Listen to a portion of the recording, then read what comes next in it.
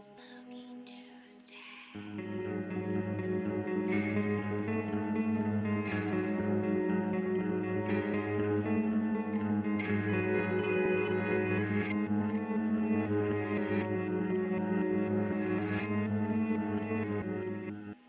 But remember, the risk of cheating the plan, of disrespecting the design, could incite a fury that could terrorize even the Grim Reaper. And you don't even want to fuck with that, Mac Daddy. Hey guys, welcome back to Spooky Tuesday, a weekly podcast where we're breaking down all of our favorite slashers, thrillers, monster movies, and comedies on the new scariest day of the Black comedies. week. Black comedies. Yeah. Comedy. Your first misstep. You've been killing it so far. 1 billion episodes. Here's was like, bound to I've happen had sooner 2 or later. sips of beer, and I'm You Sydney did great, Thompson. Queen. You did great. No, we're announcing this episode that this is actually a comedy podcast now. We're leaving behind the horror. We're going full comedy. And today on the pod, we're going to be covering Big Fat Liar. I was just on the studio tour. I'm thinking about Big Fat Liar. Why is that the first comedy that comes to my mind? Anyway, Sydney, the only one that exists. I'm going to introduce myself. You're next. I'm Monica Height. And I'm Chelsea Duff. And this week, what are we talking about, Sydney? Big Fat Liar, obviously. Obviously, Big Fat Liar. That would be us, Big Fat Liars, because we're still a horror podcast. Did we get it catch you? twisted. Pranked. Pranked. Punked. But Strong This start. week- Strong start. honestly, we're kicking off one of our favorite things to do, but we had to compromise because themes, we love themes Yeah. on just We love a in theme. general. We as people love a good theme, like Oh, yeah. unlike celebrities at the Met Gala, Unlike can celebrities at the Met stay Gala. on This theme. is going to be such an old reference by the time this episode comes out. Here's the thing, it's a clear reference because celebrities are never on theme at the Met Gala, so it is like a years and years This and is years an and years Evergreen reference. Yeah, joke, it's okay? evergreen. It's evergreen. That's true. You're right. I apologize and I take it back. But the theme for the 4th Tuesday for the next 5 months. 5 months. I said 5 months. No, I know. I was She's seconding emphasizing. you. Oh, I'm yeah, emphasizing. 5 months.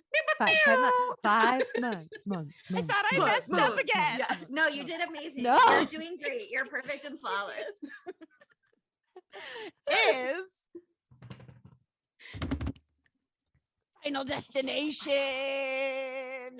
It's Final Destination Summer. Final Destination. Wow, I tried to say Final Destination Summer and nothing came out. We are doing our best. We are doing our We're best. so excited for Final Destination Summer that we're short circuiting. The sparks are just sparking everywhere, a clear reference to this movie. Seriously. Amazing reference, Queen. I'm trying yeah. so hard. And you're doing great. It is Final Destination Summer. Could not be more excited. Really glad that Monica insisted it be Final Destination Summer and not a Final Destination marathon. Because I forgot how anxious these movies make Oh me. my It is so God. uncomfortable to watch. Oh yeah. Yeah, I just signed my will this week. So watching Final Destination was deeply anxiety producing. I did look death in the face while watching this and had a full existential crisis. Because that's the Mhm. theme of the movie. It's like the inevitability of death. Isn't that fun? All summer long it. here on Spooky Tuesday. So Sydney, what is the first Final Destination about? Okay, well, if you've never seen this movie, it is Casper is among a group of high school friends. And it's actually, his name's Alex, but I'm going to call him Casper. His name's Casper. Yeah. His name's Oh my Casper. God. Is among a group of high school students readying themselves for a trip to Europe. Also, who goes to Paris for 10 days as like a senior trip? I want to know. I have questions. I want to go to that school. when he suddenly has a premonition, their airplane will crash. Oh no.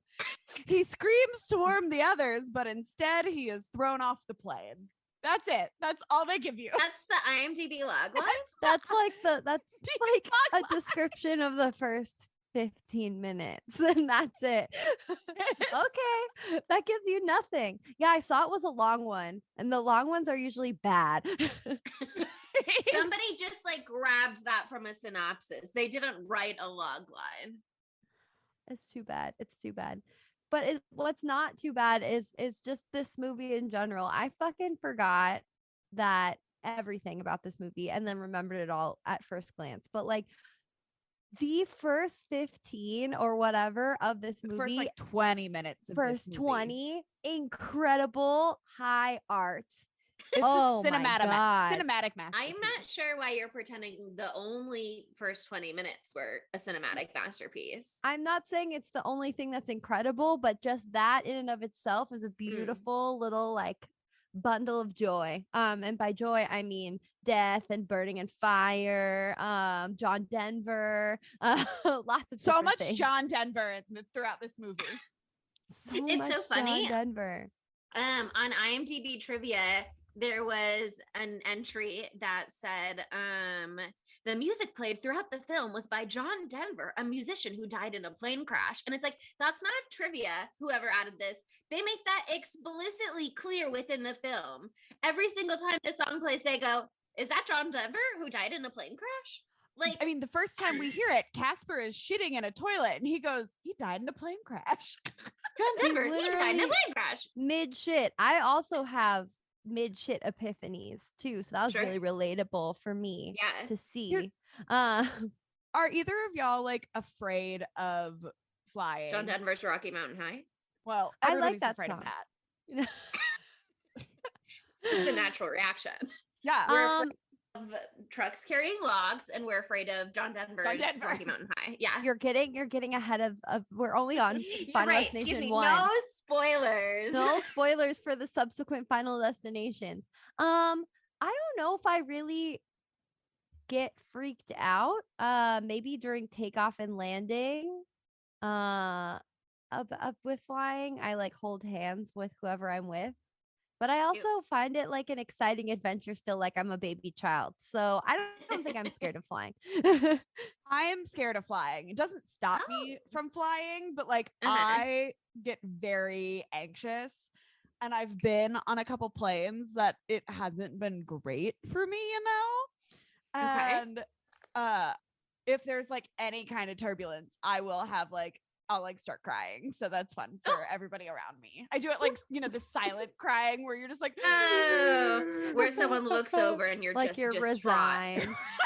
You're just resigned to death and just the tears are streaming down your face. We hit really bad turbulence one time and like the things popped down, the air popped down, like the turbulence. Oh, so the bad. mask. The pop? face Yeah. masks. And I was in the middle between these two very nice men, and they were like both like they were like helping me put my mask on. Oh, you're They doing were like holding baby. my hand. They were like, "It's gonna be okay," and I'm just like, so whoever you Oh, are, that's nice very man, nice. if you happen to listen to this, and you're for him, thank you. I really appreciated it. And here's the thing, I was like 29, so like it was. Aw. It's very recent. Yeah. I was I still mean- a child. Okay. You don't age out of a fear of flying, I don't think. I mean, like it's just a thing that you either have or you don't have, or you can acquire after watching Final Destination. Because it's really spooky the way they do this. And like I've heard a lot of stories about like similar things to this. Like, for example, like my best friend, all of our podcast lawyer, Alex Min, has told me this story my entire fucking life. And I asked her if I could tell it on the pod today, and I will. And so basically, her grandma, Maxine, had a Final Destination style premonition about a plane crash, but she wasn't going to be on the plane. Basically, this man that she was very close friends with was going to go on a trip, and leading up to it, she kept telling him, oh, you shouldn't go. But then the day of the trip, she like straight up had a premonition that something bad was going to happen if he went on this flight. And so he kept calling her, or she kept calling him and being like, don't get on the plane, but he wouldn't pick up her phones. He was like fielding her calls. So she straight up drove her car to the Van Nuys airport because it was back in the fucking day and you could just do that and show up and there was no airport security. Similar to when this movie came out, it was pre 9/11. And she literally shows up on the tarmac and like goes up to him and is like, you cannot get on this plane. She's like freaking out. She's crying, all this stuff. She's like, something will happen. You will die if you get on this plane. He's like, you're embarrassing me. You're being silly. Like, this is not gonna work. Like I'm going on this plane. Bye. So he gets on the plane and the plane crashes and he died. He died. Oh my God. Straight up. And since then, Maxine has had more premonitions too and been correct. So, well, we all know Max is a witch. So, yeah, that's Max is a witch. fact. Now, anytime I go on a flight, we text Alex and we're like, hey, can you check with your grandma and see if it's an okay day to fly? Any tinglies? And we wait until we hear back from her. And then we're like, okay, cool. It's sick. We can go. Wait, do you check in advance or the date of the flight? Like, do you say I'm booking my flight for May 14th? Is that an auspicious day to fly? Not the booking, but as you get closer to it, like the week of or something. Should I change my flight? Yeah. You're paying for that flight insurance just in case. Exactly, every time. But yeah, I also am really glad that we're doing Final Destination right now when Chelsea's going on an airplane tomorrow and I'm going on an airplane next fucking week. So am I. Really excited. Sydney is also going on an airplane next week. We love to fly. Like, we got like 3 planes I'm getting on next week. Oh yeah, you're flying a ton. Good for you, girl. You've got so many chances. Right? Jet setter. Keep it spicy. What can I say? But yeah, I mean, I'm also just thankful that this movie came out in 2000 because if they had been writing it even 1 year later or something, it wouldn't have fucking come out. It wouldn't have come out. They wouldn't have done it and we wouldn't have had this amazing scene. They would. I was thinking about that as I was watching the movie. Because as it turns out, I was telling you guys when we introduced it last week, I was like, I guess I'm not sure if I've actually seen the first one. The results are sort of inconclusive. But I'm pretty sure I had just like read the Wikipedia for this one and watched some of the deaths in like a Final Destination compilation on YouTube or something. Because I'd for sure seen some of it, but I don't think I had. There's a lot that I was like, I've never seen this before in my life. And what were we talking about a second ago? Why did I start to say this? Does anybody know? If you had seen this movie before, that's what we were discussing. I had seen this movie, yeah, but something prompted that. Well, we'll never know. Plane crashes, 9/11. Oh yeah, thank you so much. It all goes back to 9/11.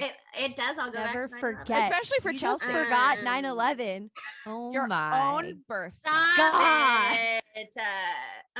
Anyway, as I was watching this movie, I was like, this after 9/11, like this would never have happened. Blah blah blah. Like he would be investigated so hard as a terrorist after this. Like there's no way. But then 1 second later, he was being investigated by the feds. And I was like, oh, well, never mind. It happened anyway.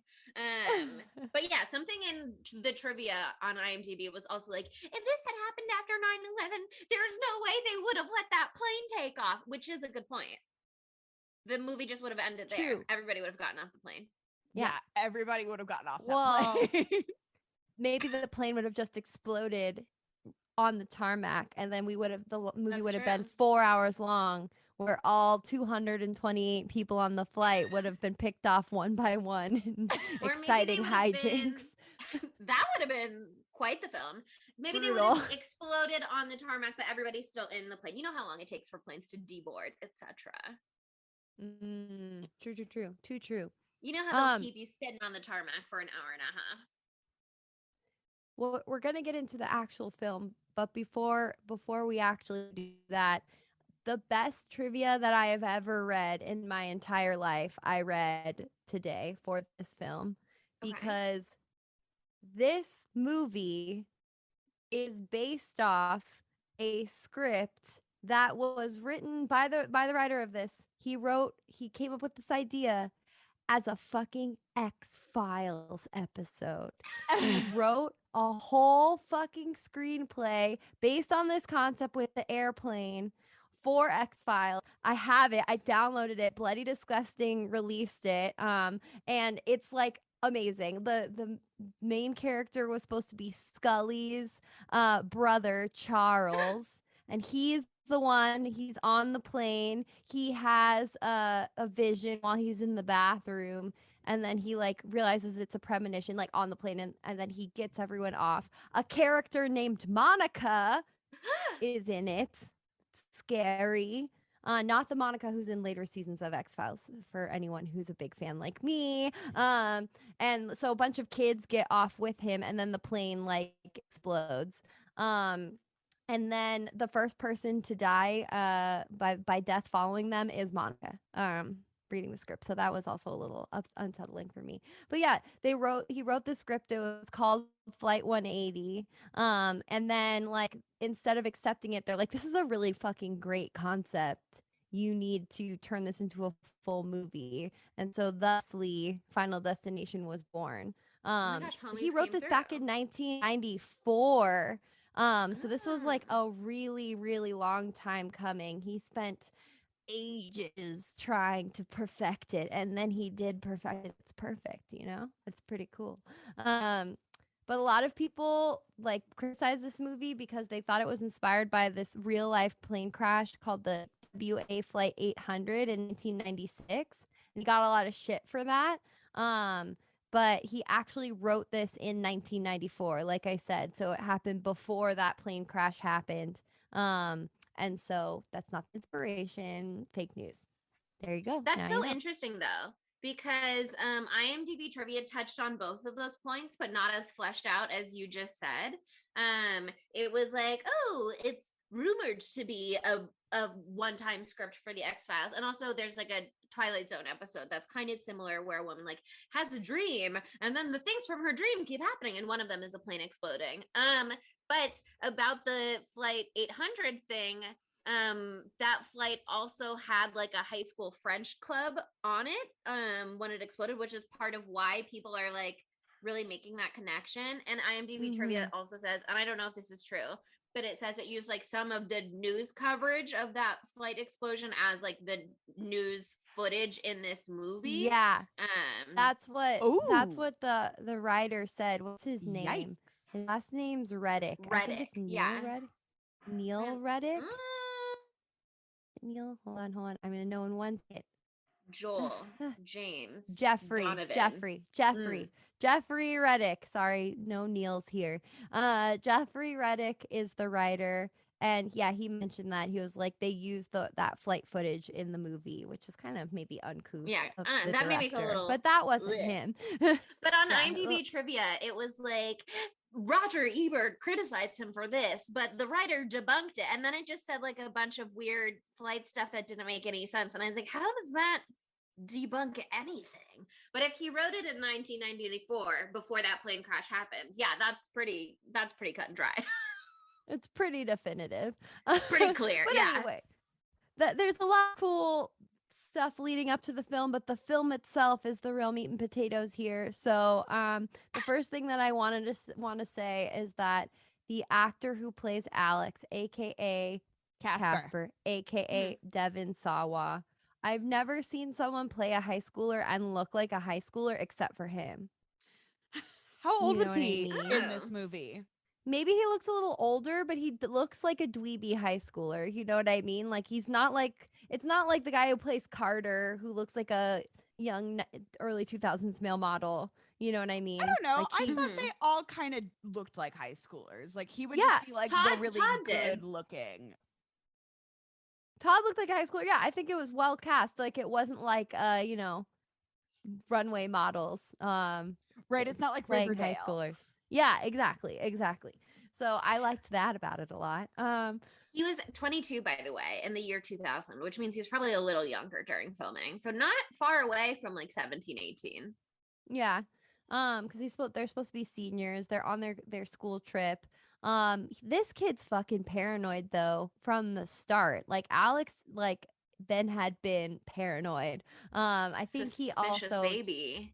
yeah, just has he's just like preternaturally worried about things all the time. Here's the thing too. All of this is his mother's fault. She shouldn't have ripped the tag. She Yeah, shouldn't have ripped exactly. the tag. If he has a little superstition, let him have his little superstition. They might have lost his bag, but he would be alive. Right? Yeah, that's fine. He can replace the things in the bag, most likely. The bag, he probably lost the bag anyway because it was in the plane and the plane blew up. Yeah, true, Right? true. Oh my god. But I forgot all the little tiny details about this movie, like how many signs there are like leading Yes. up to it. It's so funny. Like the clock like glitching out and all of a sudden is it 1 a.m.? No, it's 1:80. Oh my god. The fan is blowing and like this, Jesus, it's so weird. The fact that the woman is like, oh, your flight takes off at 9. Is it like 9:25? 9:25. Your birthday, September 25th. So he is a Libra man. A Libra? A Libra Is man. that good or bad? Eee!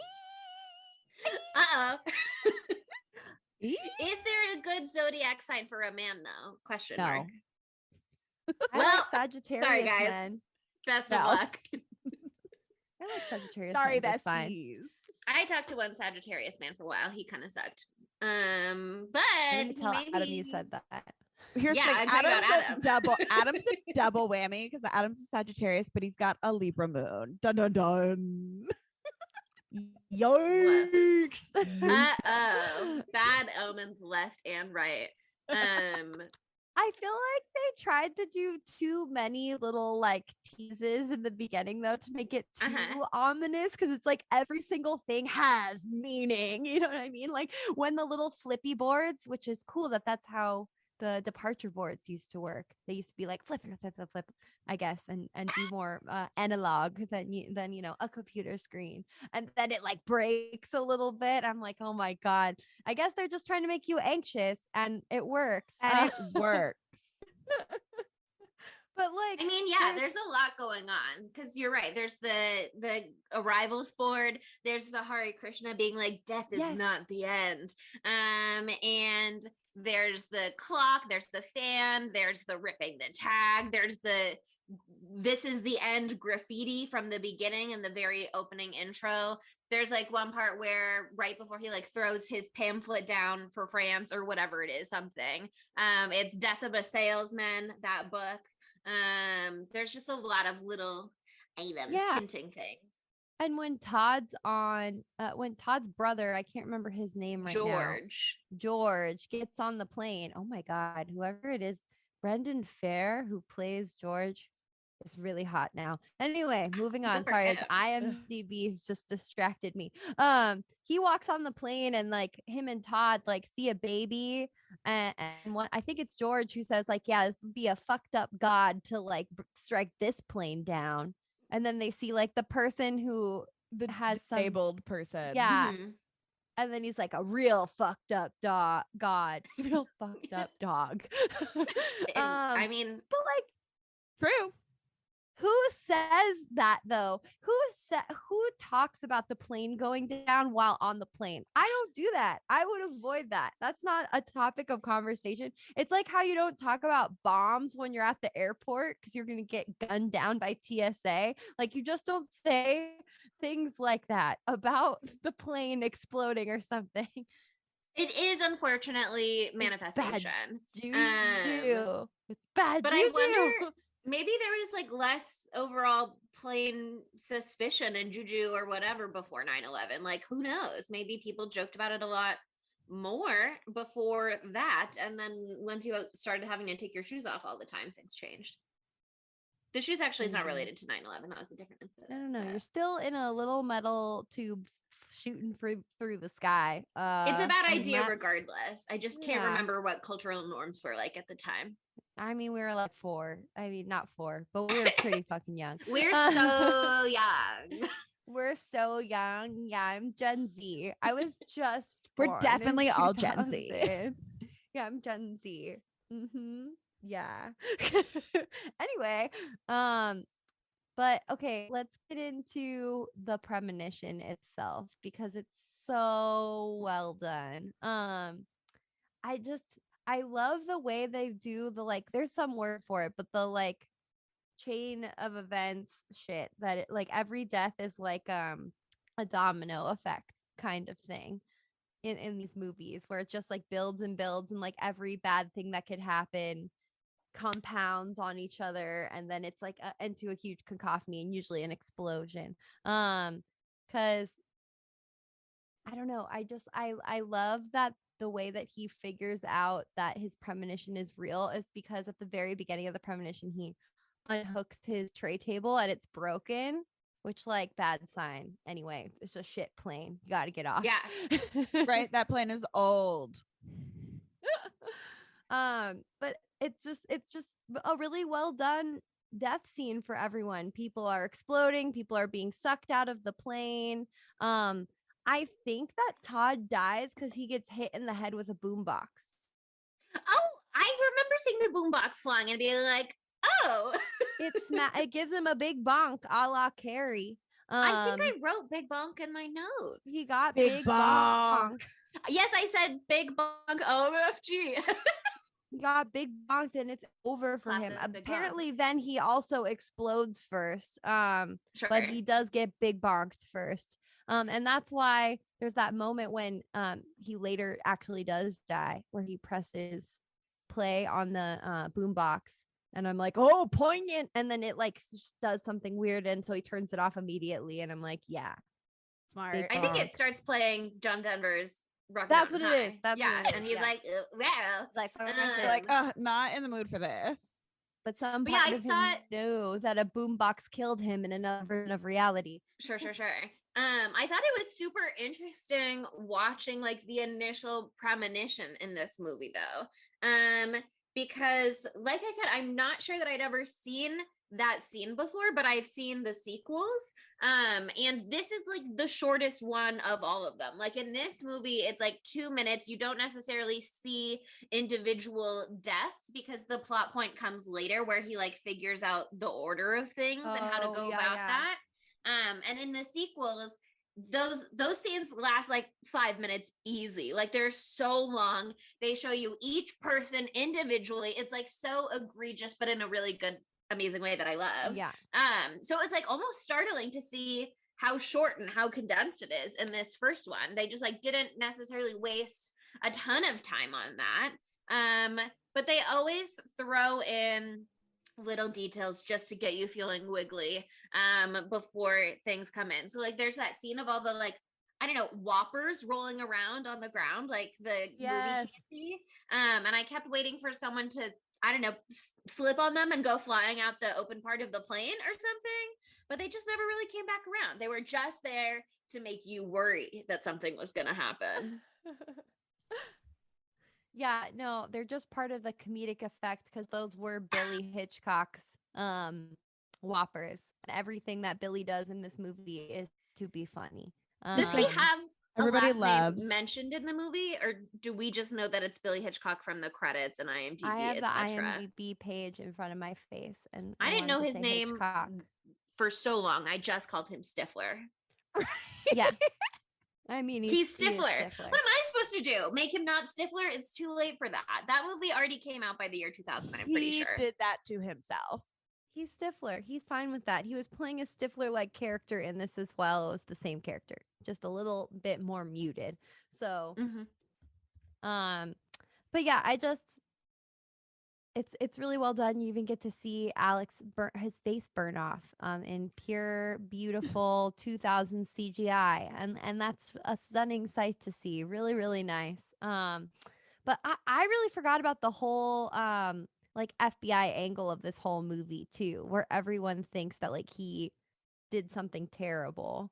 Because like the later movies, you know, like you just said, all the lore and all the rules are already established. So like Mhm. we're not worrying about like if Alex is somehow some evil mastermind who's like going on a weird murdering spree, you know. Like we as the audience already know that, but the other people in this are all fucking terrified of him, which I really like that aspect of it too. I mean, I feel really bad for him because like already he's feeling like shit, that he Mhm. couldn't save everyone.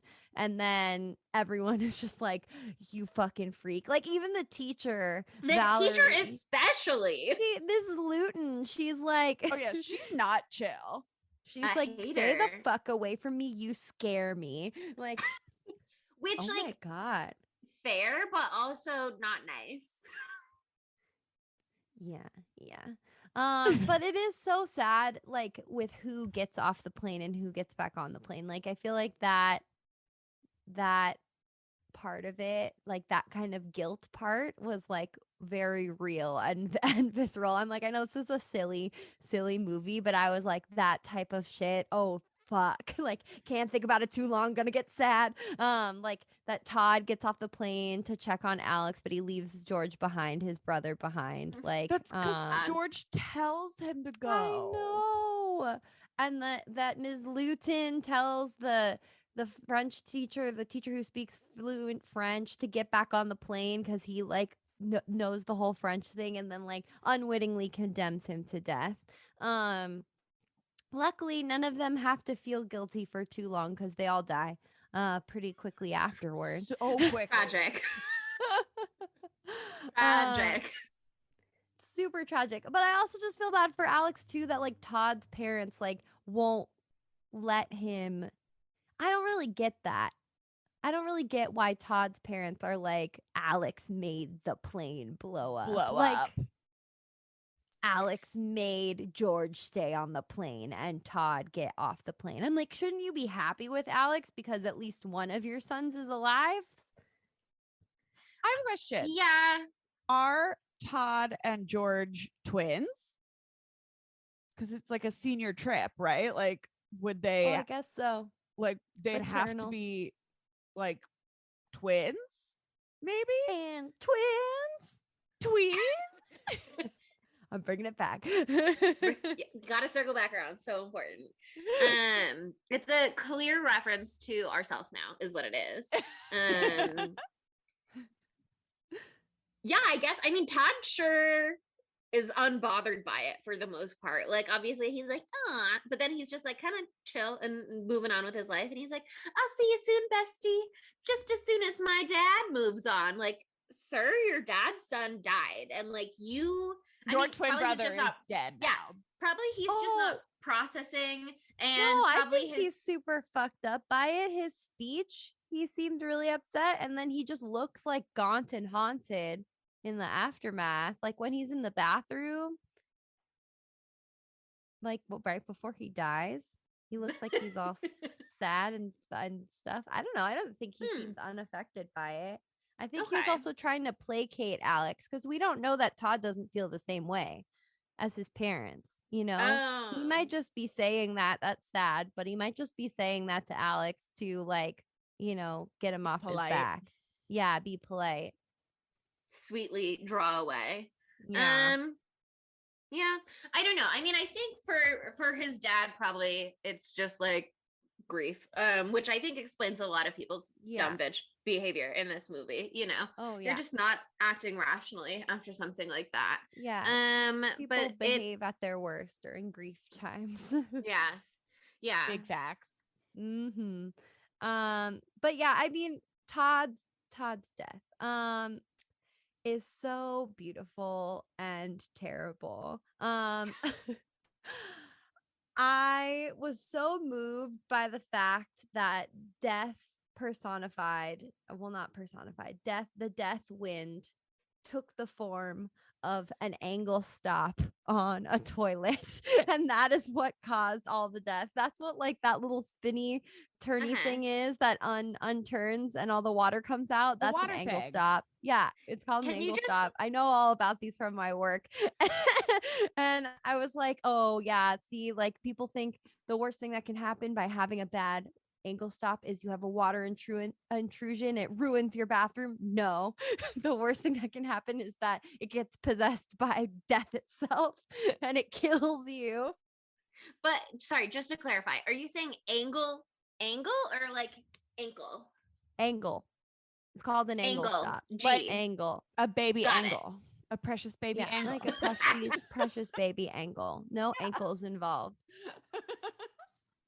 But that whole death scene, and this is the beauty of Final Destination, and we will be discussing this for an entire summer, so buckle up. But like it's just all so fucking preposterous, and it's like 20,000 it's like a 20-minute long segment where there's all these little things that almost kill them, so you're like about to have a freaking attack, you're about to pass out from the stress, and it takes 20 minutes to get to the thing that actually kills them. Oh god, they're really good at what they do. They do so many like false red flags and red herrings to really put you on the Edging. edge of your seat. There's one in particular in 5 that I think is one of the best ones that we'll get to in 4 months from now. But the thing about Todd's death that is interesting, actually, and super worthy of discussion, is that it is different from all the others. In that originally they were going to have the rest of them slightly more like Todd's death, and then they were like, actually, we like leaving them more like accidents. Like obviously we see the winds of fate or death or whatever, and we hear the music, and a lot of the time you see like this spooky spectral shadow, but you really see it in the mirror during Todd's death, and then obviously the water leaks out and then sucks back in, so that the water sucks back in is very much like, okay, forces are at work, not just like a weird series of events. But you don't see that in any of the other ones. Like you don't see like death like undoing what, because that's the thing with Todd's death. They think it's a suicide at first, because they think he just like hung himself on the clothesline in the shower, because they don't see the water that like he slipped in, because it back away. And like obviously whatever water was in the tub with him that made his feet go so slippy slidey that he couldn't stand up. It wasn't water, it was soap. It was like a shampoo or something squished into the, one of the things that happens, I think, is the shampoo falls over. And so that's why it's so slippy, slidey, because it's like, it's soap. So it's like, there's no chance of him getting up. Yeah. It's like kind of sudsy and stuff. Interesting. Yeah. Okay. Yeah. But like, it's so slippy, slidey, and they don't see how he even ended up in that position in the first place. But then all the rest of them, they don't have any of those like mysterious forces, other than obviously there's a lot of coincidences that come together. The design of it is very, very intricate. Design. Dun dun Death's dun. Design. My design. I think that the answer to this question is that Death was just like fucking figuring it out. Like this is his first one of these redemption kills that he's had to maybe do in a really long time. Probably not ever, but there weren't films about it before, so we don't know. This is a like, documentary, I'll make this one look like a suicide, because then like it won't, no one will suspect, my magical forces at work.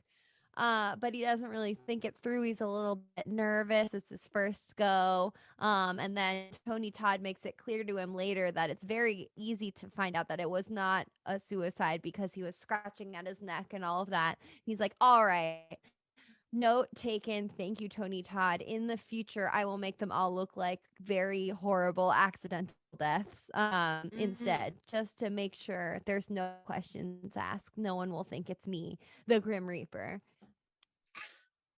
Everybody has to learn sometime, Chelsea. Okay, you just got to give him a break. He's working on it. He gets really good at it by the end. That's true. But yeah, I mean, Tony Todd, what's his name? William Bloodhurst or something like that. Like an absolutely wild off the walls name. Lots of very strange Bloodworth. names here. Just Bloodworth. Okay. And by the way, Todd's name 1D, so strange. But per IMDb trivia, apparently TOD in German, don't know how that would be pronounced in German, means death. But I think probably they just did it with 1D for that part where the magazine gets clipped up and it floats onto his leg. And they were just like, how are we going to find Todd with 2Ds on somewhere in a magazine?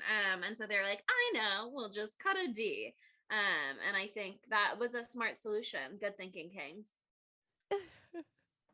Yeah, the thing that I don't understand is that, like, it's all Death's design. Death has this unstoppable power.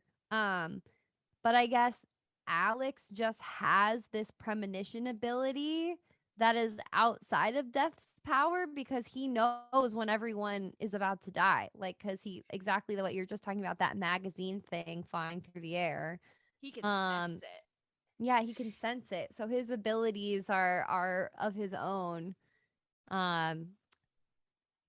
It's like the universe is telling him, Yeah, that is So something that I thought was super interesting about Bloodworth's whole speech thing, because he says in death there are no accidents, no coincidence, no mishaps, and no escapes. And so it's like, okay, if that's true though, then wouldn't it also be part of the design that Alex gets these premonitions? Like, is death sending him the premonitions and he's just having like a really fun cat and mouse style game? You know what I mean? Like, if there's no coincidences, no accidents, no mishaps, then all of this went exactly according to plan. Death I think loves a good prank, Death loves a Ultimate prank. pranker. Yeah. Well, I think it's like he stepped outside of like the bounds of, I don't know, something happened and he stepped outside of the design. And so Death is now just trying to get it back into place. He's trying to clean That's up. like, you ruined my design. Well, here's the thing, and this is what I read. I read a few articles. All the articles I read on this are linked, and they're all awesome. So you should actually read them because they're all really fun. This was a really fun one to research. The thing with this movie, and we brought it up a little bit earlier, is that like no matter what they do, no matter how many times they cheat Death, no matter how many times they cheat Death's design or fuck up his beautifully made death plans or skip themselves to like, go to Carter next instead, whatever happens, they're still gonna fucking die eventually because we all fucking die. Did you hear Carter at the memorial? He said, I'm never gonna die. And he meant it, Never okay? gonna fucking die. I was like, really, pup? Yes, you are. We all are. It's okay. Well, that's the thing that one of the articles, the Guardian article I read, was really, really good. And they're like, this movie really fucked me up as a kid. Because like, you're watching all of these teenagers, and like when you're a teenager, when you're young, you can't understand the concept of death really because it feels so far away. You have that like invincibility thing, unless you've like, experienced a loss or something like that. Everybody's life is different. But like, kids feel like they're invincible. That's why they do stupid fucking shit all the time. That's why I still do stupid fucking shit all the time, because I've not come to terms with that. So you're like watching these kids come to terms with the fact that death is inevitable. And so there's like a very bleak read on that. And it was like, I don't know, in a different way, like that's affecting because you're confronting death. Like, this is a teen movie. So you're like, oh my God, this is really heavy. And also like this movie, I know it's true for all three of us, has made an indelible mark on me. Like this whole franchise, because like anytime I am behind any truck with anything on it, I'm terrified. That's like, spoilers, Monica. Anytime I'm anywhere at any Sure. time where there's anything, I'm always afraid. Like, yeah. I'm always thinking about Final Destination now. The most menial thing. The hold that this franchise has on millennials. Know what I mean? Like, For real. am Powerful. I afraid of flying, or did I just watch this movie when I was 10 years old and it made me afraid of flying? Like, who knows at this point? Like, not me. Every time I'm on a roller coaster, do I think, will I die? Is this my thing? Anytime you go across a bridge, am I gonna die? Is this my time? Like, anytime I'm on the corner of a street, will I be struck by a bus? Well, anytime I go over the train tracks, you know, Right. Anytime I'm in a moment, you tanning know? bed, anytime I'm trapped in a car with an electrical wire, who The knows? tanning bed. I'm so excited to talk about when we get Oh there. my God. I Final can't wait. Destination 3 supremacy. But Final Destination 1 is still really, really good.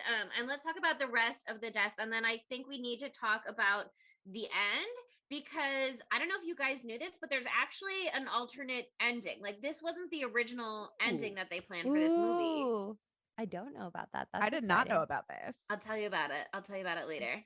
But let's talk Okay, about the cool. deaths. So we have Todd, and then Todd Terry, first. you just mentioned, gets hit by the bus, unfortunately. Oh my God. And the thing with Terry's death is so good because it's just a fucking bitch slap. It's literally out of nowhere. They're in the middle. Everyone has convened by accident, all of the survivors in one place. And Terry's fucking screaming at Carter, being like, they died. We survived. Get over it. I'm not going to have this plane crash be my whole life. And if you are, then you could drop fucking dead. Splat. Gets hit was by a so bus, good. explodes. It was so good. It's And so good. And apparently, the blood, yes, splattered all over their faces. Did you see the part where, I don't know, I didn't notice it. But apparently, according to IMDb trivia, Stifler, I think the blood is, or one of them, Billy? a little 5 on their face. Whoever's the 5th to die. And then Alex has like a little 7 on his face in the blood. And he would have been last. So there's like another little detail in there. They're just having fun on this movie. I didn't either, but that's what IMDb trivia says. I'll go back and check if it's true later, I guess.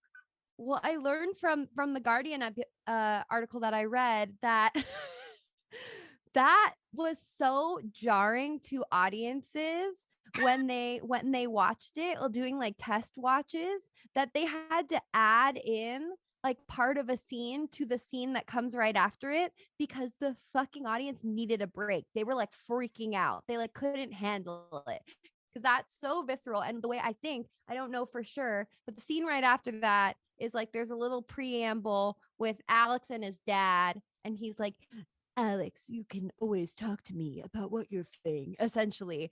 And then it cuts to the TV, giving an update about how the plane exploded, and that's when Alex realizes like the order of their deaths. So I think they added in the part where the dad's like, Alex, I'm here for you, as like a little bit of a breather, because the audience could not handle like that, and then finding out about like the order of the deaths. It was too much couldn't action. comprehend that information at that time. That makes sense though, because not only is it like a breather moment, but also it's like a little emotional support and comfort to the audience as like Alex's surrogate. Yeah, which is nice. It's like, we're here for you after you saw something so horrifying. But yeah, that one was really good. Who's next then? Next is the teacher, right? Yeah, and her death I had seen before, and I think sometime in the last few years, because as soon as that scene started, I was like, oh, this is the computer death. And it is unfortunately haunting and so fucking funny. Like, Todd's death isn't really funny. This is so funny, this one. This one is very comical. Many details. Yes. There's so many details to this one. Like, one thing that I didn't get, I don't think any of the other times I've watched this movie, is that like there's a lot of things that happen, but one of the big things that happen is she ends up like spilling vodka like all over her house, and then it lights on fire later on. But I was like, why does the cup break? But what she does is she is making herself tea, and then for some reason the mug terrifies her, and so she like throws the hot tea water all across the ground. And I didn't understand that, but I don't understand what was on that mug that scared her. If anyone knows, let me know. My guess when I saw that moment was just that it's like the high school crest, and her whole thing when she was on the phone a minute before was like, my whole life is here. But basically the takeaway from that phone call, I think, was like, I am haunted by memories of this tragedy and everything that goes with at it every here. second. Yeah. At And so every turn. seeing Okay. the high school logo, she was like, my tragedy, my trauma. Ah! Yeah. Oh, okay. Yeah. Does So she throws slam the mug down and it cracks though? Or No, is this it the hot is and what cold? happens. It's the hot and cold. So it had flaming hot water just in there. And then she goes and gets the ice cold vodka from the freezer and pours the vodka into the super hot ceramic cup. And that's why it cracks. And I was like, not thermodynamics, something. I don't know. My mommy but always I was like, warned me I not to get put it. hot things right in the fridge. I guess she was right. Here's the She thing, knew though. what she was doing. This woman deserved she it watched for it. just drinking like an entire coffee mug of vodka. You know, like that is a choice. No. We should all be allowed to No. drink coffee She's mugs of vodka struggling. in times of trouble. Here's the Okay, she literally just saw Anybody- Terry blow up, honey. She Here's the can drink thing. as much vodka as she wants. No, I'm sorry. I am a vodka hater. Just anybody that reaches so for if it was vodka. tequila, you'd be fine with Yeah, it. if it was like a giant glass Okay. of tequila, sure. Whiskey, incredible. She just like, has bad vodka? taste. Nope. Like Maybe she's Russian. vodka She might be girlies Russian. are crazy. And this is They're coming from a scary. tequila girly. Like vodka girlies are like, oh, no, thank you. Well, that kind of scans for her. But I'm glad if that's all she had, then that's all she had. But yeah, straight vodka is a horrifying thing. Horrifying. It's just like not very good. I saw a girl one time walk up to a bar and just goes, hello, I would like a vodka shot, no tracer. And I was like, I am terrified of Powerful. you. I'm terrified. She could of kill you." anyone with a look. Exactly. Like, you know, this I've person done is. that. Honestly, though, you are Insane. right. Not for the reason that you said. But she voluntarily and on purpose puts on John Denver's Rocky Mountain High. And granted, she was not in the bathroom taking a shit with Alex and Todd when She they had doesn't that know. conversation. But unfortunately, the link was there. So, you know, She doesn't know. She just likes John Denver. Is that it's a sin? mom's favorite. That's what she says. It's mom's favorite. It's mom's fault. It's not her fault. Anyway, her death just is so prolonged. Like it sucks so bad. Like she drops the vodka spills out of the cup into the computer. The computer sparks a flame and then the whole thing explodes. She gets stabbed in the throat with the piece of the computer screen and she's like bleeding out. And then the whole apartment's lighting on fire, right? And she goes into the kitchen and she slips on something. Does she slip on the water she had spilled before? I don't know. Somehow she's on the ground. And then she tries to grab the towel. This is the worst part. Tries to grab the towel she had left on top of the knife rack to quell the bleeding from her throat, and instead dumps all the knives onto herself. She gets stabbed in the chest. Just in time for Alex to come back in. And then another explosion occurs that makes a chair fall on her, and then the chair stabs the knife all the way through her and she dies. And then she And lives then he up. pulls it out like a stupid Like, idiot. Why would you touch the knife? Like, But also, like, that would make her die faster if she were not already dead. If you get stabbed, you leave the foreign object in there because it's stemming the blood flow. here's the thing. This was 2000 and they did not have true crime podcasts like we do today. So they did not have that information readily True. available. It's too true. It's too It's basic true. first aid. Yeah. That's a bad blow for Alex, like all in all. And then poor fucking Billy like sees him, watches the house explodes and sees Alex running out of it. And he's like, what the fuck am I supposed to think, man? Like he He was like, "Your believes him blood-" though, doesn't he? Yeah. But he just tells says like cops. the blood caramelized your footprints, which what a choice of words. Caramelized. Delicious. Maybe that's right though. Maybe the sugar in the blood is what I don't know, science. There's one person we haven't discussed at all yet. This is not their death time yet, but we haven't talked about Clear Rivers. That's her name. That by the her way. name is Clear. Yes. No, it's Clear. I It's thought it was clear. Claire the whole time and that the subtitles on what I was watching were wrong. It's literally clear. My subtitles said Claire. Your IMDb subtitles says clear. lied. Wow. Isn't that weird? I think Wow, I they hate say it that. kind of like Claire, but Yeah. like Claire, or something like that. I don't know.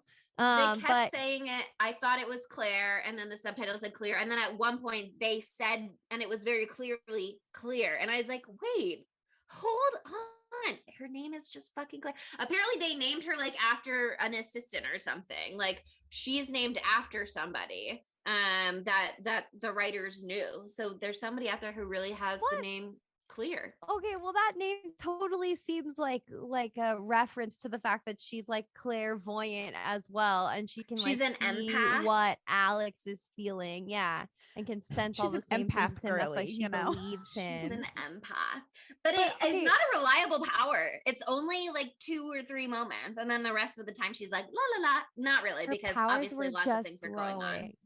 At But, one okay. point, I was like, maybe he's just panicked all the time, and so it's hard for her to differentiate when it's real panic or just normal Honestly, paranoia. fair. Honestly, very He's just fair. an anxious guy. But there's a scene that I really want to talk about, and that's when Alex comes over to Clear's house and she shows him all of her weird sculpture art, and then she points to that one and she's like, this one is you, and then she like puts her hand on the spring that's like his neck, but like she's holding it very shaftily. And I was like, what's happening? It was just like so weird, the weird sexual tension. I was like, what is occurring right now? This is beautiful. Talk about a trauma bond relationship. Honestly, though, Seriously, I feel your feelings and I love you for that. And I Yeah. love you. She's like describing her thesis statement with the art, basically, and then she says I don't remember why she said this, but she says, I can still feel you, and I was like, oh, Yes, that Hot. unfortunately was Sexual it as was she's- very hot. It Hot. was She so was holding hot the spring. It was hot. She's hot. as she was shaftily holding the spring. While as she you was said. shaftily holding the spring. She's a maximalist bisexual, and I love that for her. Very much true. Very true. Okay.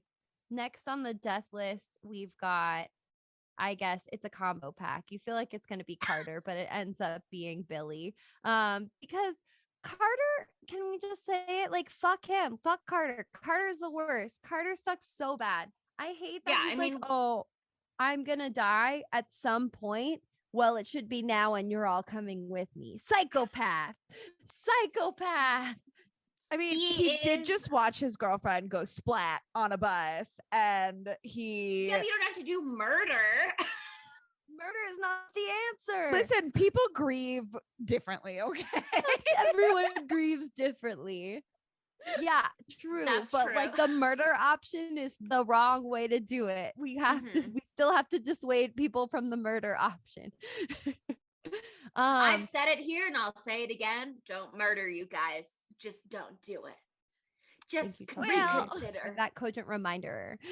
Mhm. Sometimes you need to hear it. But I love that we get another fake out kill too, because like they get stopped on the train tracks. They can't get out. Carter's stuck. They're about to die. Somehow, through an act of God, Alex is able to pull Carter through the window because the seatbelt breaks. Like, how would that happen? It's fine. And saves his life. But then we get the amazing, and it's like another Terry-esque kill. When Billy gets it, because like you see it coming because you see the metal shaking. Wobbly underneath. weddle. Yeah. But like a surprise decapitation is something I always welcome. That his whole head came popping off. My God. And you The thing gotta is, like it's not his whole head. kinda see it. It came like through the mouth. He still, his That's true. jaw was still on the neck. One of the final Gross. entries on IMDb trivia reads, while Carter's trying to, quote, take control, Billy's hat falls off his head, mirroring the top half of Billy's head falling off the bottom half, which happens when he dies. And I was like, so true, IMDb trivia, so true, bestie. IMDb trivia is fucking hilarious. I It's love just when they joke do after that. joke. People are just out here having the time of their lives adding things to IMDb trivia, and good for And them. thank God, it's giving us a lot of great facts.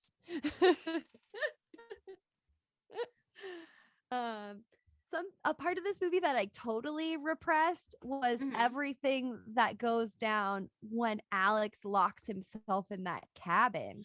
His Oh. quote though is so fucking funny at that part when he's lost like, the thread at that part. yes, he did corks on all of the nails in the room. He duct taped everything down.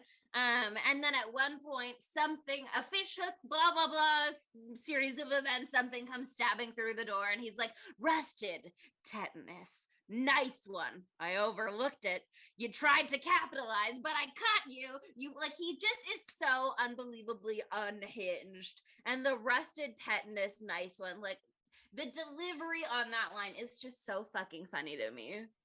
Yeah, Devin Sawa or whatever. I feel like I'm Casper? saying Jojo Siwa every time I say his name. Like I don't know why. It feels like Jojo Siwa to me. Anyway, he bodies this role. Mhm. The acting, the performance, Sweating his ass says off in every he's scene. so sweaty. He's so sweaty. I think he's wearing a lot of makeup the whole time too. They must have just been like spritzing him down. They just like had a water bottle and like a little spray at the ready. They had what's the Mario Badescu rose whatever blah blah blah that everybody loves. They just had that and they were The rose him. water So, spray. yeah, so he was like fresh and dewy, so he felt good as an actor. But so he looked wet on camera. Oh my god. Oh fuck. Okay, so this guy Devin Saw. Oh my god, I feel like I'm saying Jojo wrong. Siwa. Devin Sawa. Jojo Siwa. Casper. Is also in that other movie that I've been telling you guys I wanted to do on the pod, but I've never seen it. So listeners, slide into our DMs and tell us if we should do it. But he's the star of Idle Hands, which is the horror movie. It came out in 1999, and that's the one where the idle hands are the devil's plaything. Yeah, and his hands get possessed by the devil. That came out the year before this one. So he was having a little Scream King moment. Casper. And Casper 5 years before that. So wowee. Just a nice so let us know if we should do that. He is a spooky boy, and we love him for that. Yeah, and he's got, oh my god, he's in the Chucky TV series. I'm having a lisp today, and that's fine. Some days you just have a lisp. It happens. Sometimes it just happens. When we were talking about IMDb facts, you said facts, but I thought you said like shats, and I was like, okay, we're giving us my accent. shats? Okay, I was like, okay. We're all doing our best today.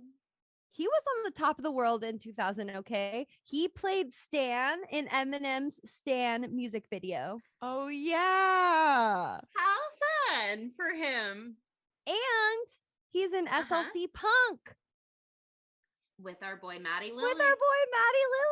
And our boy James Duval Blank from May. Wow. And we didn't say this, Donnie but Darko. he's also in Donnie Darko.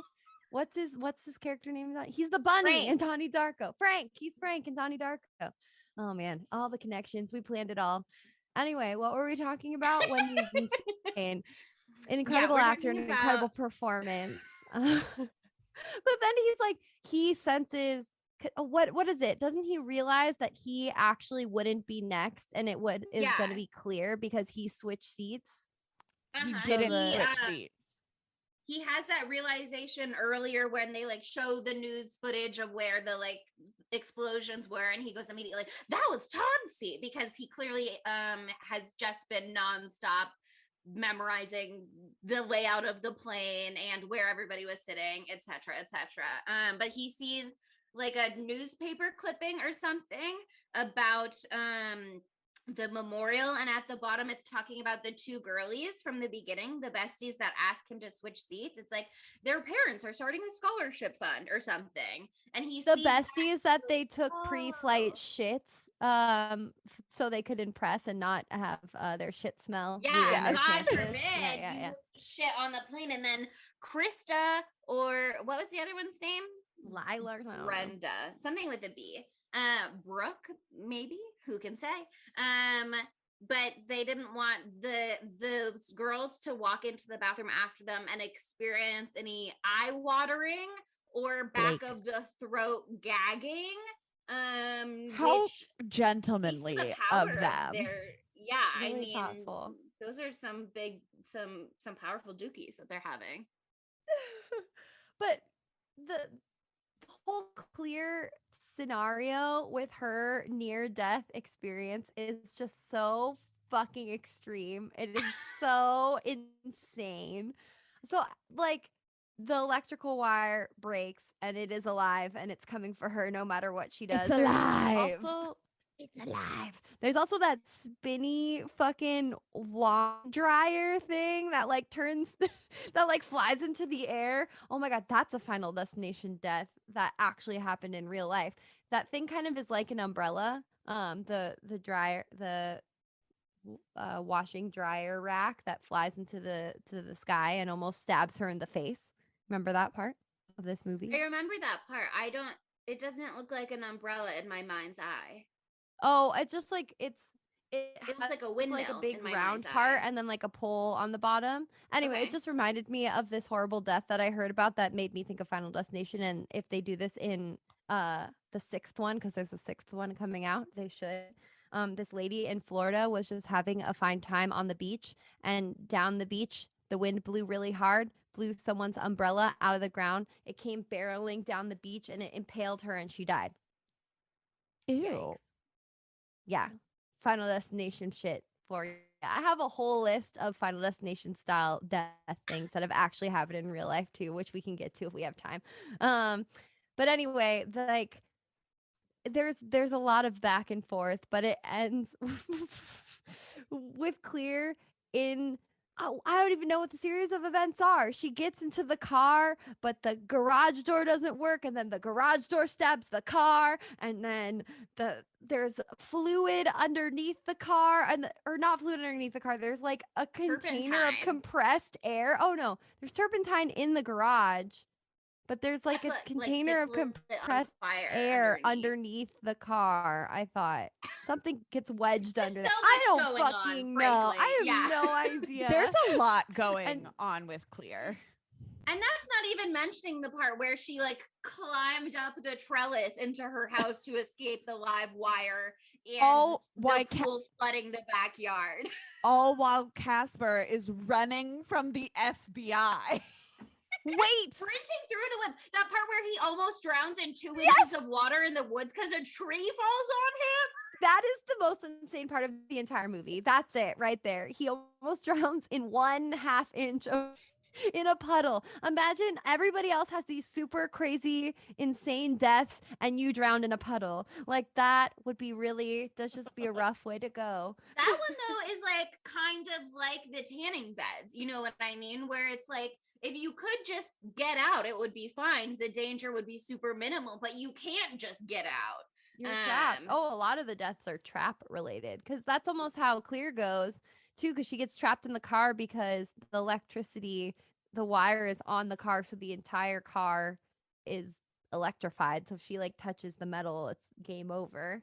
But yeah, then that scene ends with Alex being like, I will fall on the sword for you. It'll skip. He explains his whole thing. He's like, it'll skip you and go to me, but then I'll die and then it'll be over. And I'm like, sure, buddy. Like, do we really think that it's going to be How over? it I works. know I've seen all the other ones, but like, do you really think you throwing yourself onto a live wire is going to cheat death, is going to beat death? No.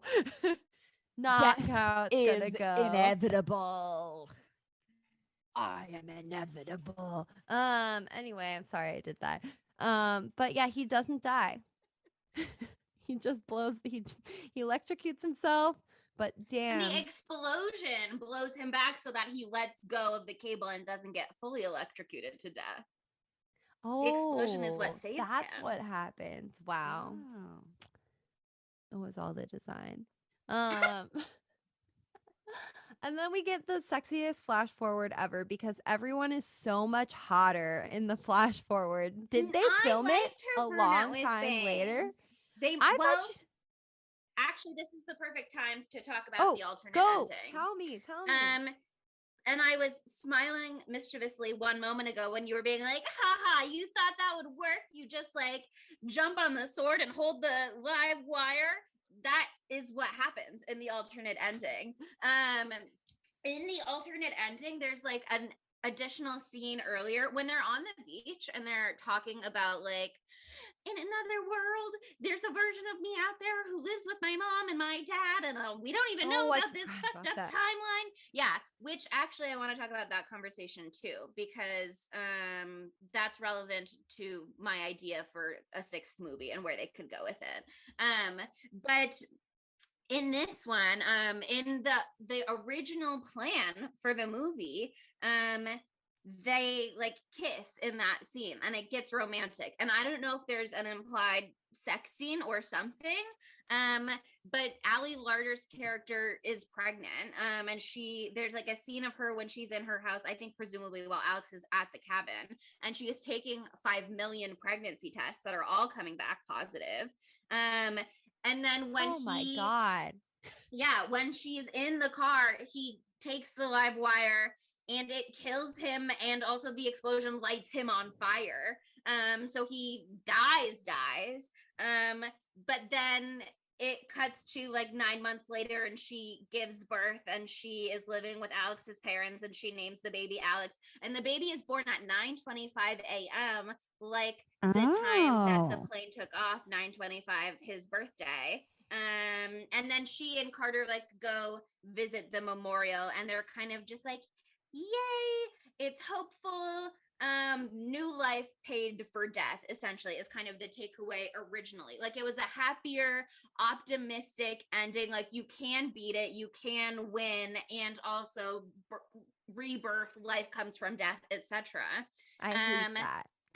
Yeah, test audiences really wanted Alex to live. They did not like that Alex died. And that's why they changed it. So I think probably that scene is just filmed way later after they'd all moved on to different projects and Ali Larter had blonde hair now and no bangs. So yeah, I mean a lot can happen in 6 months, but I don't know if you can quite grow out bangs in 6 months. Not the way that she had them. I think you could. Depends on how long they were. Hers were pretty short, but anyway, I love the ending that they went with. I love the theatrical. It's way better. It's so awesome. Like somehow Carter and Alex have buried the hatchet, probably because Alex saved Carter's life again. By pulling him out of the car. They go to Paris to fulfill their dreams. They're all drinking alcohol because they can, because they're of legal drinking Paris, age in baby. Paris. Yeah. Having and it's also a wonderful been 6 months, so they probably all turned 18 by that point. Yeah. And they're having a wonderful, marvelous Parisian time, enjoying the good life. And then all of a sudden, Alex senses something. Well, I think the implication to a degree is that Alex has been sensing something for a while now because he's trying to bring it up. He has like his whole pitch ready for them of being like, he has full blah, blah, blah. Yeah, and they're all like, God, Alex, shut up. Stop talking about this all the time. Like they're so tired of hearing it. He's clearly doing this on the regular. But he's right because he like tried to skip the line by intervening to save Clear, but that doesn't mean he never takes his turn. And so, you know, it was coming eventually.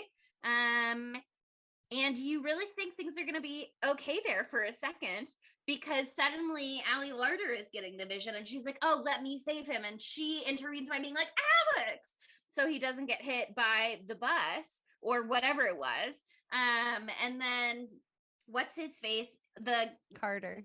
I was gonna say Colton, but that would be wrong. Carter intervenes and like saves him again, but then it's like, cycle starts all over. You cannot escape death. You cannot cheat death.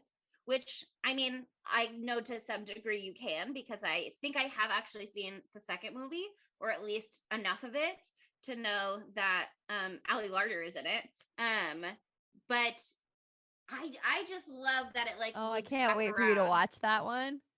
I know what happens. I love I how know it what loops back happens. around. And they're like, no, you thought you could. They do the same thing in Final Destination 3 too. I mean, all of them probably. We can't spoil the rest of them. No spoilers. They come back around and they're just like, no, we'll just start the cycle all over. But the sign swinging is just so good. And the the way fact it swings saves him past, and then and they're like, "Yay, we win!" And then it's like swinging back towards and them. then it just black. and yeah. to the end. So good. So brilliant. So fucking well done. Okay, before we go into our segments, I'm just going to share a couple of these real life Final Destination stories that I heard about that are so scary. Basically, I found this article. It's linked in the description.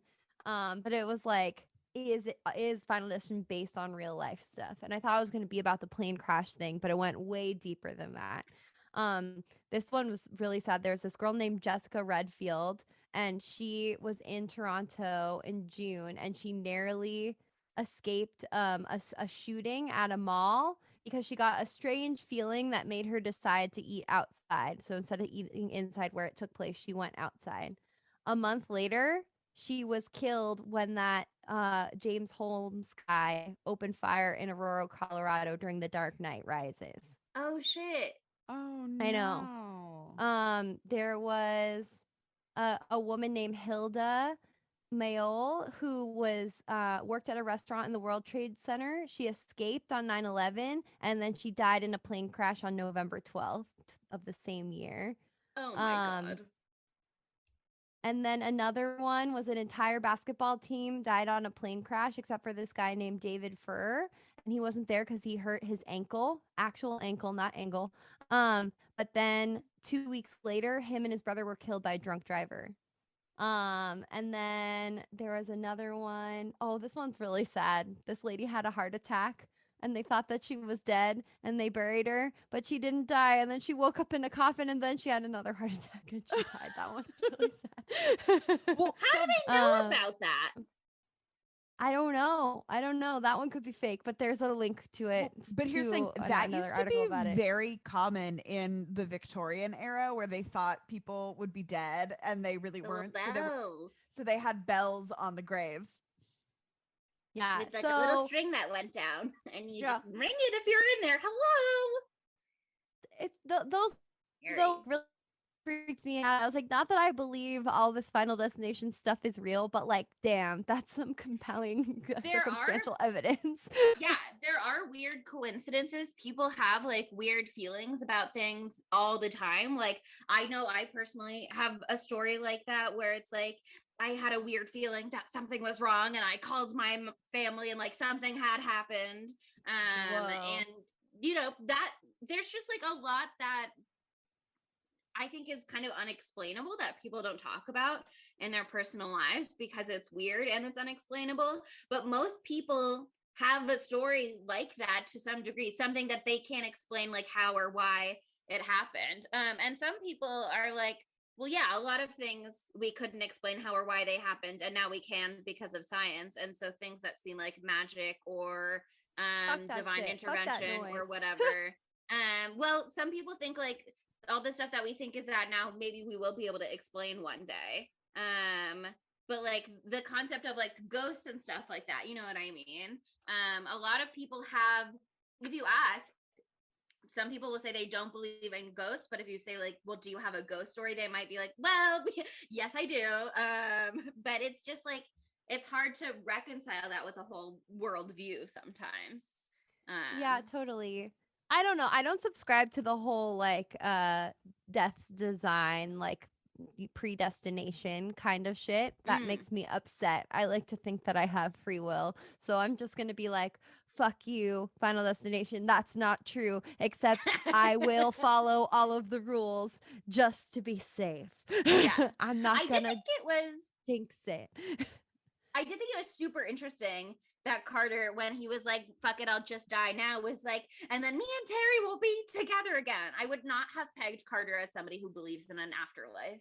Oh, wait, I found something about that where like people who are religious, it's not an openly religious film. This is a quote from the Guardian article.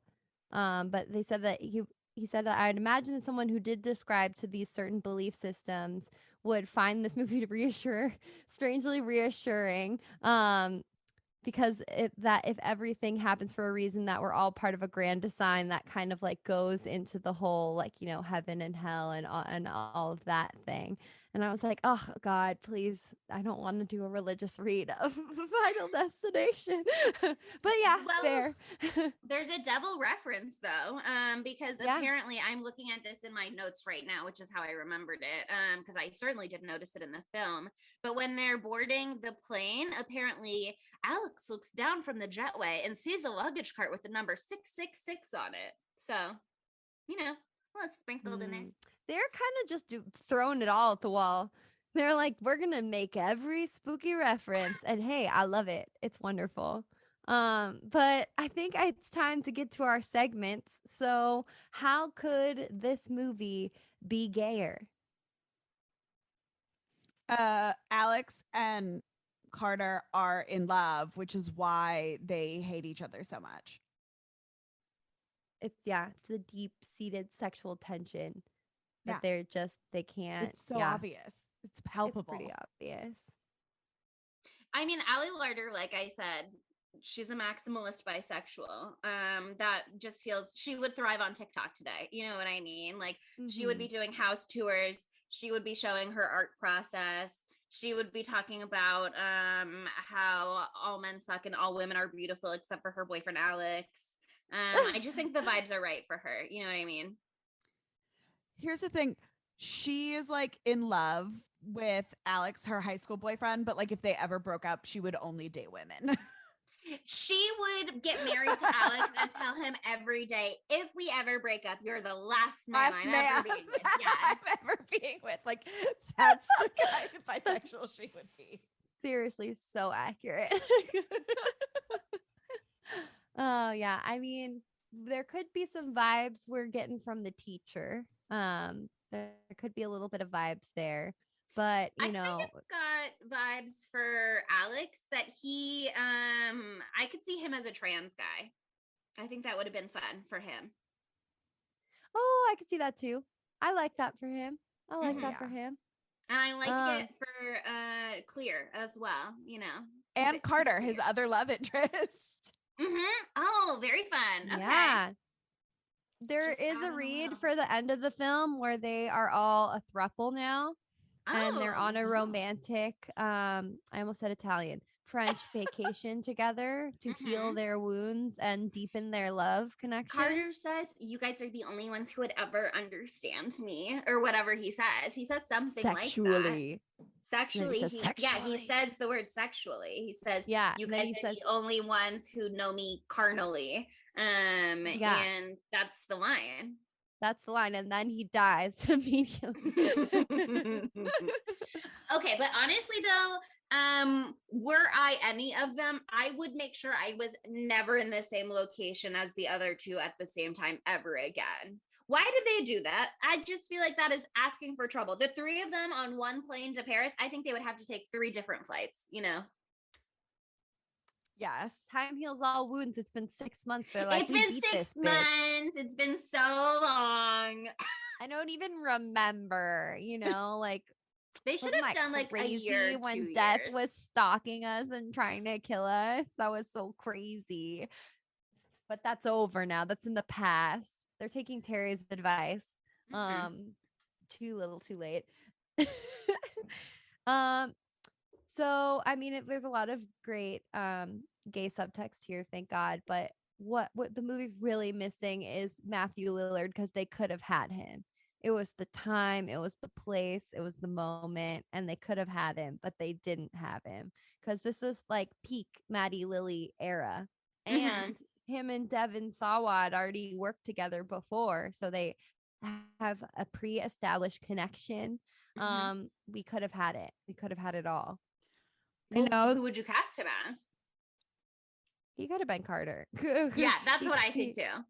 I think the obvious choice would have been Billy. He could have been Billy too. But I would have wanted him to have the sexual tension that Alex and Carter had. Like, that's just what I would have wanted. Or he could have been Todd or George. I think it would have been like a fun, would have been a great George, like, surprise where, you know, he's dead in the first like 15 minutes. And because it was a like little psycho, Maddie a little Lily. Scream. Yeah. Do That a would've Drew been- Barrymore yeah. moment. That's a really good idea because then, yeah, that would have been a really good idea. What a mistake. Anyway, we can't fix the past, but that would have been awesome. And that brings us to our dumb bitch. It's Carter. Yeah. I It's don't remember Carter. if I explicitly said that earlier or if I held my tongue. But Sydney's disagreeing though. She's wagging her finger. Sydney, give us your No. bitch Who? before we I- lock it in. I talked about this earlier in this podcast. It is Alex's mother for starting this whole thing. I thought you were gonna say the teacher again, and I was gonna be like, leave her alone. No.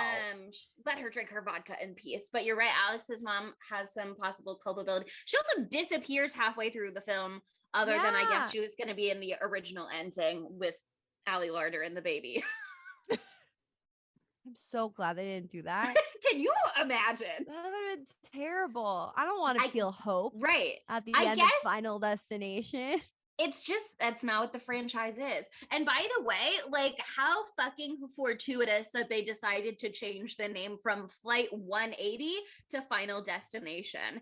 Because if they had done Flight 180 and then just called it that and then decided to start a franchise, they'd all have to be plain movies. Or they'd be like Train 180. They'd just come up with like different It would be vehicles like with numbers. the roller coaster. No, I'm Roller coaster so- car 180. Yeah. Final Destination is such a fucking It's an such a good incredible name. It's so good. Right. And they have that Nine Oh. Inch Nails song in there that says Yes.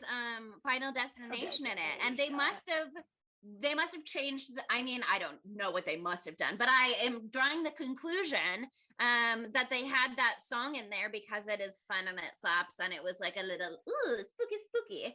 And then when they were like, we have to change the name, they were like, oh, this is perfect. We've already got it in here. It's already at a pivotal moment. The music plays such a role in this movie. I liked it. Well, they also earlier in the movie it shows Final Destination. Like in the opening of the movie when he's in the airport, it shows his tag and on it says Final Destination Charles de Gaulle, Oh. CDG or whatever. Yeah, that's like You know what? the, Never thought about the that. abbreviation. So I think they Didn't might have already register for had that 1 in the second. can. Yeah, Final Destination. It's brilliant. It's brilliant. Way better Thank than God. Flight 180. Way better. Way better. So much way better. Okay, that brings Okay, but us to wait, our nine. Oh, Before we do that, I want to talk about my idea for Final Destination 6 because I don't want to forget the basis of it in September by the time we get to Final Destination 5. Because when they're talking on the beach, they're doing the whole like in another life, blah, blah, blah. I think Final Destination 5 has the perfect ending to the franchise. if Like I you said, spoil Final Destination 5 for me right now, I will leave forever. I haven't. no, I'm not seen it. going to. I'm not Oh, going okay, to. good. But good. It's called The Final Destination. Like it was supposed to be the end of the franchise. It's not called Yeah. Final Destination 5. Like they did it to end the franchise. And I think it Yeah. does a really good job. And so I'm like, okay, if you're jumping back in, what are you going to do? And what I think they could do is they could do these same actors from the first Final Destination and do that little alternate universe kind of take that they're talking about on the beach, where Alex gets a different premonition in a different world where they've all sort of come back together, maybe at a high school reunion. I don't know. I think that would be a fun concept that they could do. They just do a new Final Destination movie with this same cast. I think that would be a good idea. Alternate I think they should consider it. reality. Mm-hmm. Well, apparently the what they're doing is something with first responders. I didn't look Huh? into it because I didn't look into it because I was like, I'm gonna save it for the last episode. But I just saw one sentence about it, and it was like something Final Destination 6 first responders, and I was like, It's a what? 911 crossover episode. Yeah, yeah. I don't I fucking know. do love We'll get to that in 911. September. Okay. But anyway, knives out of fives. What did the people were they just all blown away? Did people just cry from this Uh, movie because it's so beautiful? here's the thing. On IMDb, this movie has a 6.7 out of 10. And Okay. on Rotten Tomatoes, audiences gave it 68% fresh. 68% audiences said they liked it. Thumbs up. Unfortunately, 65% of critics on Rotten Tomatoes said thumbs down. This is 35% rotten on Rotten Tomatoes from critics. They really I didn't heard like that it. it was hated. I heard that in some of my research, people were like, yeah, the critics were like, poo poo, it sucks. Bleak was a word. That's fun. It's literally a horror movie, and they do like a billion homages to the horror genre. They do a really good job. First of all, they've got Tony Todd, horror icon. And then they've got all of the characters' names, like Billy Hitchcock, by the way, which is just a little heavy-handed, if you ask me. Yeah, agreed. Yeah, but Billy Hitchcock obviously is after Alfred Hitchcock. Terry Cheney is after Lon Chaney. I don't know who some of these people are, by the way, but maybe you do. Terry Cheney is after Lon Chaney. Todd Wagner is after director George Wagner. Perhaps that's pronounced wrong, but I did my best. Alex Browning is named after director Todd Browning. Larry Murnau, I think, is the French teacher, the guy, was named after F.W. Murnau, who directed the first Dracula film, Nosferatu. Agent Shrek, one of the FBI guys, and we didn't even talk about them at all, by the way. That one guy is such a bitch. Max Shrek is an actor from Nosferatu. Blake Dreyer was named after Carl Theodor Dreyer, who directed a movie called Vampire with a Y from 1932. Howard Siegel was named after director Don Siegel. And Valerie Luton was named after horror film producer Val Luton. So they just were like peppering in horror stuff left and right. Like they were kind of doing a lot of that like Scream influence in a sense of like lots of references to the genre, lots of love for the genre as a whole. I don't know why these critics didn't love them back. Probably because they're haters. They probably just like they didn't want to look death in the eye and then they didn't want to come to terms with their own mortality. Yeah, no, people don't like to do that. Same, I don't like that at all. But yeah, I mean, for me, for this movie, it's cheesy at times. It's silly at times. The acting is really bad at times. But it is such a genius concept, and it spawns one of the hokiest fucking franchises of all time. Hokey in its own special brand of hokiness. It's its own Final Destination specialty brand, its own personal scent, and I'm thankful for that. This first one is so good. We don't get plane related stuff like this anymore, and so at least we got it now. At least we got it while the getting was good. I'm going to say that it's not 5 stars for me. Okay. It doesn't make me feel good in the way a 5-star movie needs to. It makes me feel bad. But I have a good time while I'm staring death in the eye. And so is it mean if I just give it a 4? No. Is it mean? No, this is a movie, not a person. You can be mean. I'm gonna give it a 4. I also don't think a 4 is mean. 4 is nice. I'm giving it a 4 out of 5. I'm giving it a 4 out of 5. It's good. That's pretty good. I'm surely will watch it again, but it ain't perfect. And yeah. What do y'all think? I like a 4 out of 5 because this one, it's not the one that I watch over like out of all the Final Destinations, it's not my favorite, but It's no Final Destination 3. but it Oh yeah. is, I think, my second most memorable Final Destination. Know what I fair, mean? yeah. Like when I think of Final Destinations, the first one I think of is Final Destination 3. That's my rewatch. But Uh-huh. this is my one that I remember. Like I don't know it's what a great Final setup. Destination 2 or 4. I think I might know, but I'm also like, are they the other? And I don't think I've seen the fifth one. So like I'm Did neither of you watch No, it I when we haven't did seen our it either. Final Destination 5 No, with our spookies? I Was it haven't just seen me, it. Rebecca, and Danny? maybe. Maybe Katie was there. Question mark. Wow. I'll have to, well, I was going to say I'll check my calendar, but there's no way I put who was there. That would be extra psychotic.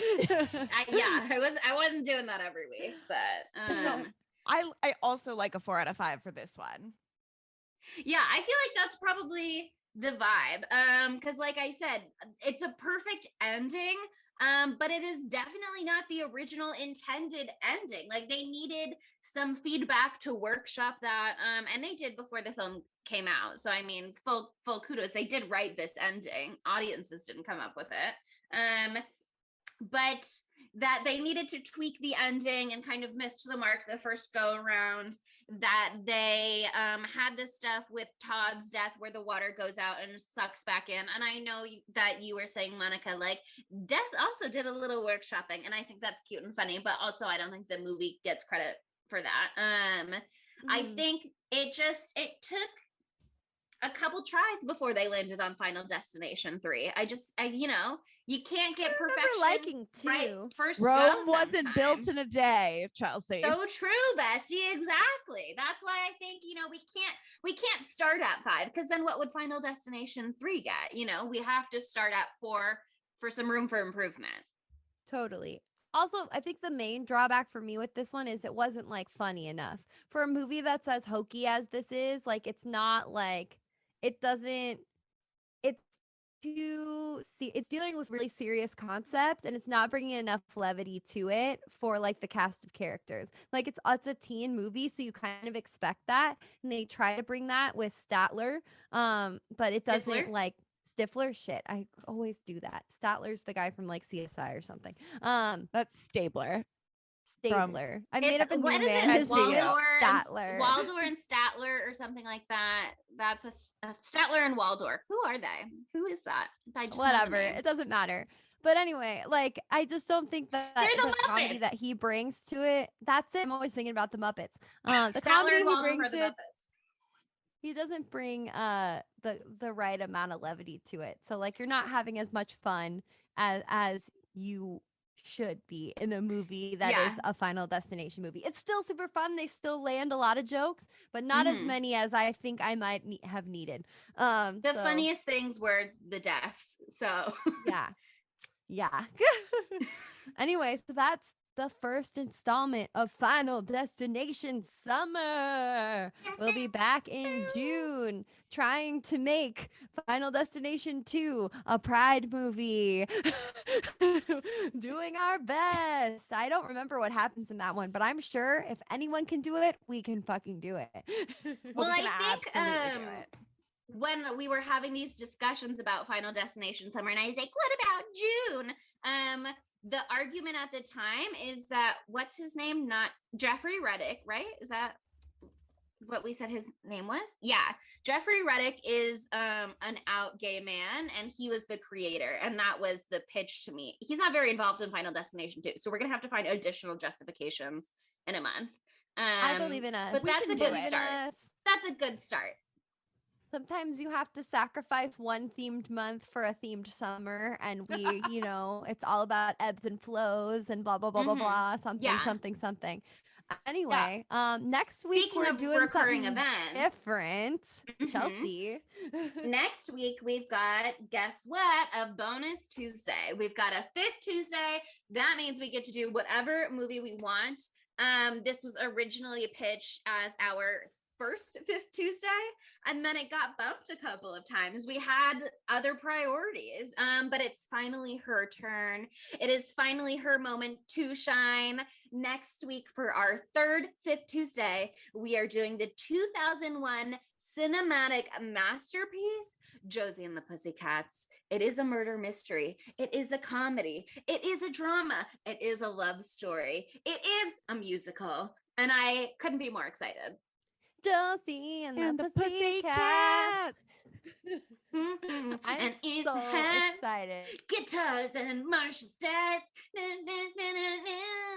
Guaranteed Wow. We're going to be singing the entire Yeah. episode. You're going to just love it. Fans of the pod who are here just to hear us sing, which I know there's very many of you. This episode is an ode to you. DMs every week. So many DMs. When are you going to sing again? Please keep singing. I love when you guys are musical on the podcast. It's what I'm living for. It's my dying wish. Countless.